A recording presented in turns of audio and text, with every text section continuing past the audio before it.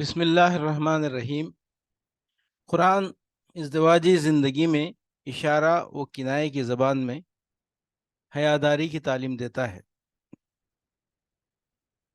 فہرست موضوعات تفہیم القرآن جلد اول، عنوان اخلاقی تعلیمات، صفحہ 170۔ فَإِذَا تَطَهَّرْنَ فَأْتُوهُنَّ مِنْ حَيْثُ أَمَرَكُمُ اللَّهُ إِنَّ اللَّهَ يُحِبُّ التَّوَّابِينَ وَيُحِبُّ الْمُتَطَهِّرِينَ نِسَاؤُكُمْ حَرْثٌ لَكُمْ فَأْتُوا حَرْثَكُمْ أَنَّىٰ شِئْتُمْ۔ پھر جب وہ پاک ہو جائیں تو ان کے پاس جاؤ اس طرح جیسا کہ اللہ نے تم کو حکم دیا ہے۔ اللہ ان لوگوں کو پسند کرتا ہے جو بدی سے باز رہیں اور پاکیزگی اختیار کریں۔ تمہاری عورتیں تمہاری کھیتیاں ہیں، تمہیں اختیار ہے جس طرح چاہو اپنی کھیتی میں جاؤ۔ پھر جب وہ پاک ہو جائیں تو ان کے پاس جاؤ اس طرح جیسا کہ اللہ نے تم کو حکم دیا ہے۔ یہاں حکم سے مراد حکم شرعی نہیں ہے، بلکہ وہ فطری حکم مراد ہے جو انسان اور حیوان سب کی جبلت میں ودیت کر دیا گیا ہے اور جس سے ہر متنفس بالطبع واقف ہے۔ تمہیں اختیار ہے جس طرح چاہو اپنی کھیتی میں جاؤ، یعنی فطرت اللہ نے عورتوں کو مردوں کے لیے سیرگاہ نہیں بنایا ہے، بلکہ ان دونوں کے درمیان اور کھیت اور کسان کا سا تعلق ہے۔ کھیت میں کسان محض تفریح کے لیے نہیں جاتا، بلکہ اس لیے جاتا ہے کہ اس سے پیداوار حاصل کرے۔ نسل انسانی کے کسان کو بھی انسانیت کی کھیتی میں اس لیے جانا چاہیے کہ وہ اس سے نسل کی پیداوار حاصل کرے۔ خدا کی شریعت کو اس سے بحث نہیں کہ تم اس کھیت میں کاشت کس طرح کرتے ہو، البتہ اس کا مطالبہ تم سے یہ ہے کہ جاؤ کھیتی میں اور اس غرض کے لیے جاؤ کہ اس سے پیداوار حاصل کرنی ہے۔ علیحدگی کی صورت میں زوجین کو حسن سلوک کی تلقین۔ فہرست موضوعات تفہیم القرآن جلد اول، عنوان اخلاقی تعلیمات، صفحہ 174، سورہ بقرہ آیت 229۔ الطلاق مرتان فامساکم بمعروف او تسریح باحسان ولا یحل لکم ان تاخذوا مما آتیتموہن شیئا الا ان یخافا الا یقیما حدود اللہ فإن خفتم الا یقیما حدود اللہ فلا جناح علیہما فیما افتدت به تلک حدود اللہ فلا تعتدوها ومن یتعد حدود اللہ فاولئک هم الظالمون۔ طلاق دو بار ہے، پھر یا تو سیدھی طرح عورت کو روک لیا جائے یا بھلے طریقے سے اس کو رخصت کر دیا جائے، اور رخصت کرتے ہوئے ایسا کرنا تمہارے لیے جائز نہیں کہ جو کچھ تم انہیں دے چکے ہو اس میں سے کچھ واپس لے لو۔ البتہ یہ صورت مستثنیٰ ہے کہ زوجین کو اللہ کے حدود پر قائم نہ رہ سکنے کا اندیشہ ہو۔ ایسی صورت میں اگر تمہیں یہ خوف ہو کہ وہ دونوں حدود الہی پر قائم نہ رہیں گے تو ان دونوں کے درمیان یہ معاملہ ہو جانے میں مضائقہ نہیں کہ عورت اپنے شوہر کو معاوضہ دے کر علیحدگی حاصل کر لے۔ یہ اللہ کے مقرر کردہ حدود ہیں، ان سے تجاوز نہ کرو۔ جو لوگ حدود الہی سے تجاوز کریں وہی ظالم ہیں۔ الطلاق مرتان فامساکم بمعروف او تسریح باحسان۔ طلاق دو بار ہے، پھر یا تو سیدھی طرح عورت کو روک لیا جائے یا بھلے طریقے سے اس کو رخصت کر دیا جائے۔ اس مختصر سی آیت میں ایک بہت بڑی معاشرتی خرابی کی جو عرب جاہلیت میں رائج تھی اصلاح کی گئی ہے۔ عرب میں قاعدہ یہ تھا کہ ایک شخص اپنی بیوی کو بے حد و حساب طلاق دینے کا مجاز تھا۔ جس عورت سے اس کا شوہر بگڑ جاتا اس کو وہ بار بار طلاق دے کر رجوع کرتا رہتا تھا تاکہ نہ تو وہ غریب اس کے ساتھ بس ہی سکے اور نہ اس سے آزاد ہو کر کسی اور سے نکاح ہی کر سکے۔ قرآن مجید کی یہ آیت اسی ظلم کا دروازہ بند کرتی ہے۔ اس آیت کی روح سے ایک مرد ایک رشتے نکاح میں اپنی بیوی پر حد سے حد 2 ہی مرتبہ طلاق رجعی کا حق استعمال کر سکتا ہے۔ جو شخص اپنی منکوحہ کو 2 مرتبہ طلاق دے کر اس سے رجوع کر چکا ہو، وہ اپنی عمر میں جب کبھی اس کو تیسری بار طلاق دے گا، عورت اس سے مستقل طور پر جدا ہو جائے گی۔ طلاق کا صحیح طریقہ جو قرآن و حدیث سے معلوم ہوتا ہے یہ ہے کہ عورت کو حالت طہر میں 1 مرتبہ طلاق دی جائے۔ اگر جھگڑا ایسے زمانے میں ہوا ہو جبکہ عورت ایام ماہواری میں ہو تو اسی وقت طلاق دے بیٹھنا درست نہیں ہے، بلکہ ایام سے اس کے فارغ ہونے کا انتظار کرنا چاہیے۔ پھر ایک طلاق دینے کے بعد اگر چاہے تو دوسرے طہر میں دوبارہ ایک طلاق اور دے دے، ورنہ بہتر یہی ہے کہ پہلی ہی طلاق پر اکتفا کرے۔ اس صورت میں شوہر کو حق حاصل رہتا ہے کہ عدت گزرنے سے پہلے جب چاہے رجوع کر لے، اور عدت گزر بھی جائے تو دونوں کے لیے موقع باقی رہتا ہے کہ پھر باہمی رضامندی سے دوبارہ نکاح کر لیں۔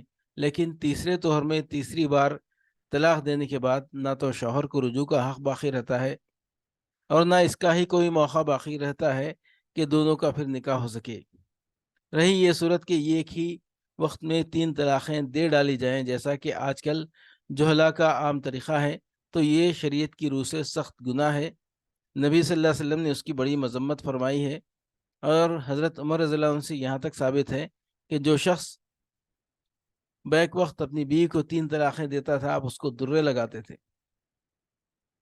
تاہم گناہ ہونے کے باوجود ائمہ اربعہ کے نزدیک تینوں طلاقیں واقع ہو جاتی ہیں اور طلاق مغلظ ہو جاتی ہے۔ ولا یحل لکم ان تاخذوا مما آتیتموہن شیئا، اور رخصت کرتے ہوئے ایسا کرنا تمہارے لیے جائز نہیں ہے کہ جو کچھ تم انہیں دے چکے ہو اس میں سے کچھ واپس لو، یعنی مہر اور وہ زیور اور کپڑے وغیرہ جو شوہر اپنی بیوی کو دے چکا ہو، ان میں سے کوئی چیز بھی واپس مانگنے کا اسے حق نہیں ہے۔ یہ بات ویسے بھی اسلام کے اخلاقی اصولوں کی ضد ہے کہ کوئی شخص کسی ایسی چیز کو جسے دوسرے شخص کو ہبہ یا ہدیہ و تحفے کے طور پر دے چکا ہو واپس مانگے۔ اس ذلیل حرکت کو حدیث میں اس کتے کے فعل سے تشبیہ دی گئی ہے جو اپنی ہی خے کو خود چاٹ لے، مگر خصوصیت کے ساتھ ایک شوہر کے لیے تو یہ بہت ہی شرمناک ہے کہ وہ طلاق دے کر رخصت کرتے وقت اپنی بیوی سے وہ سب کچھ رکھوا لینا چاہے جو اس نے کبھی اسے خود دیا تھا۔ اس کے برعکس اسلام نے یہ اخلاق سکھائے ہیں کہ آدمی جس عورت کو طلاق دے اسے رخصت کرتے وقت کچھ نہ کچھ دے کر رخصت کرے، جیسا کہ آگے آیت 241 میں ارشاد فرمایا گیا ہے، وَإِنْ خِفْتُمْ أَلَّا يُقِيمَا حُدُودَ اللَّهِ فَلَا جُنَاحَ عَلَيْهِمَا فِيمَا افْتَدَتْ بِهِ۔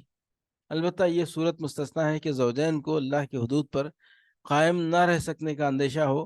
ایسی صورت میں اگر تمہیں یہ خوف ہو کہ وہ دونوں حدود الہی پر قائم نہ رہیں گے تو ان دونوں کے درمیان یہ معاملہ ہو جانے میں مضائقہ نہیں کہ عورت اپنے شوہر کو معاوضہ دے کر علیحدگی حاصل کر لے۔ شریعت کی اصطلاح میں اسے خلا کہتے ہیں، یعنی ایک عورت کا اپنے شوہر کو کچھ دے دلا کر اس سے طلاق حاصل کرنا۔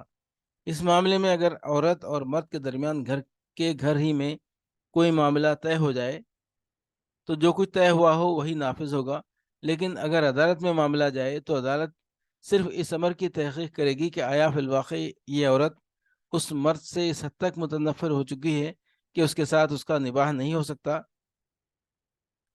اس کی تحقیق ہو جانے پر عدالت کو اختیار ہے کہ حالات کی لحاظ سے جو فدیہ چاہے تجویز کرے، اور اس فدیے کو قبول کر کے شوہر کو اسے طلاق دینا ہوگا۔ بالعموم فقہا نے اس بات کو پسند نہیں کیا ہے کہ جو مال شوہر نے اس عورت کو دیا ہو اس کی واپسی سے بڑھ کر کوئی فدیہ اسے دلوایا جائے۔ خلا کی صورت میں جو طلاق دی جاتی ہے وہ رجعی نہیں بلکہ بائنہ ہے، چونکہ عورت نے معاوضہ دے کر اس طلاق کو گویا خریدا ہے، اس لیے شوہر کو یہ حق باقی نہیں رہتا کہ اس طلاق سے رجوع کر سکے۔ البتہ اگر یہی مرد و عورت پھر ایک دوسرے سے راضی ہو جائیں اور دوبارہ نکاح کرنا چاہیں تو ایسا کرنا ان کے لیے بالکل جائز ہے۔ جمہور کے نزدیک خلا کی عدت وہی ہے جو طلاق کی ہے،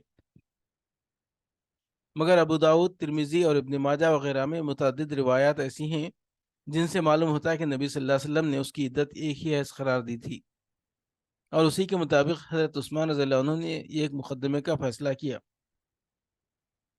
ابن کثیر جلد اول صفحہ 276۔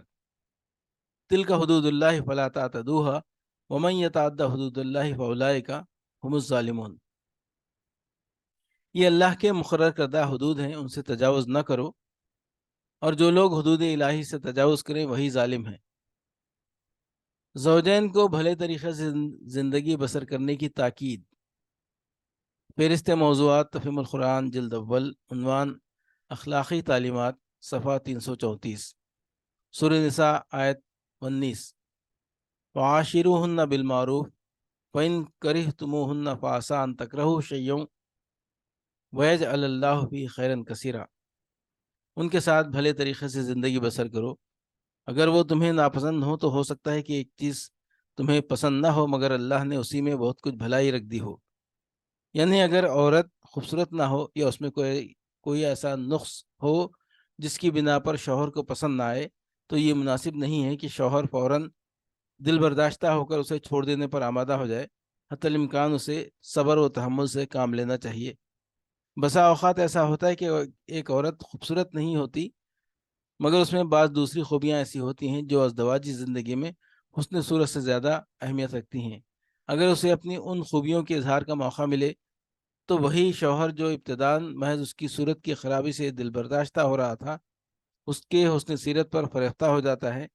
اسی طرح بعض اوقات ازدواجی زندگی کی ابتدا میں عورت کی بعض باتیں شوہر کو ناگوار محسوس ہوتی ہیں اور وہ اس سے بددل ہو جاتا ہے، لیکن اگر وہ صبر سے کام لے اور عورت کے تمام امکانات کو بروئے کار آنے کا موقع دے تو اس پر خود ثابت ہو جاتا ہے کہ اس کی بیوی برائیوں سے بڑھ کر خوبیاں رکھتی ہے۔ لہٰذا یہ بات پسندیدہ نہیں ہے کہ آدمی ازدواجی تعلق کو منقطع کرنے میں جلد بازی سے کام لے۔ طلاق بالکل آخری چارہ کار ہے جس کو ناگزیر حالات ہی میں استعمال کرنا چاہیے۔ نبی صلی اللہ علیہ وسلم کا ارشاد ہے کہ ابغض الحلال الی اللہ الطلاق، یعنی طلاق اگرچہ جائز ہے مگر تمام جائز کاموں میں اللہ کو سب سے زیادہ ناپسند اگر کوئی چیز ہے تو وہ طلاق ہے۔ دوسری حدیث میں ہے، آپ نے فرمایا تزوجوا ولا تطلقوا فإن اللہ لا يحب الزواقین ولا الزواقات، یعنی نکاح کرو اور طلاق نہ دو کیونکہ اللہ ایسے مردوں اور عورتوں کو پسند نہیں کرتا جو بھونرے کی طرح پھول پھول کا مزہ چکھتے پھریں۔ اطاعت شیار بیویوں پر خواہ دستدرازی نہ کی جائے۔ فہرست موضوعات تفہیم القرآن جلد اول، عنوان اخلاقی تعلیمات، صفحہ 350، سورہ نساء آیت 34۔ فَإِنْ أَطَعْنَكُمْ فَلَا تَبْغُوا عَلَيْهِنَّ سَبِيلًا إِنَّ اللَّهَ كَانَ عَلِيًّا كَبِيرًا۔ پھر اگر وہ تمہاری مطیع ہو جائیں تو خواہ ان پر دستدرازی کے لیے بہانے تلاش نہ کرو، یقین رکھو کہ اوپر اللہ موجود ہے جو بڑا اور بالا تر ہے۔ باہمی فیاضانہ برتاؤ کی تلقین، فہرست سے موضوعات تفہیم القرآن جلد اول، عنوان اخلاقی تعلیمات، صفحہ 181، سورہ بقرہ آیت 236۔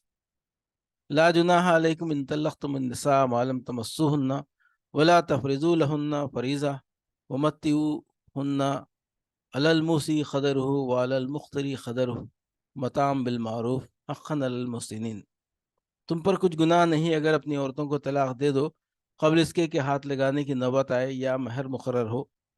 اس صورت میں انہیں کچھ نہ کچھ دینا ضرور چاہیے۔ خوشحال آدمی اپنی مقدرت کے مطابق اور غریب اپنی مقدرت کے مطابق معروف طریقے سے دے، یہ حق ہے نیک آدمیوں پر۔ اس طرح رشتہ جوڑنے کے بعد توڑ دینے سے بہرحال عورت کو کچھ نہ کچھ نقصان تو پہنچتا ہی ہے، اس لیے اللہ نے حکم دیا ہے کہ حسب مقدرت اس کی تلافی کرو۔ باہمی فیاضانہ برتاؤ کی تلقین، فہرست موضوعات تفہیم القرآن جلد اول، عنوان اخلاقی تعلیمات، صفحہ 341، سورہ نساء آیت 24۔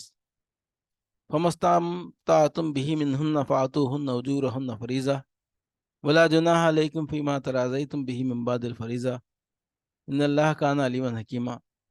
پھر جو ازدواجی زندگی کا لطف تم ان سے اٹھاؤ اس کے بدلے ان کے مہر بطور فرض کے ادا کرو، البتہ مہر کی قرارداد ہو جانے کے بعد آپس کی رضامندی سے تمہارے درمیان اگر کوئی سمجھوتا ہو جائے تو اس میں کوئی حرج نہیں، اللہ علیم اور دانا ہے۔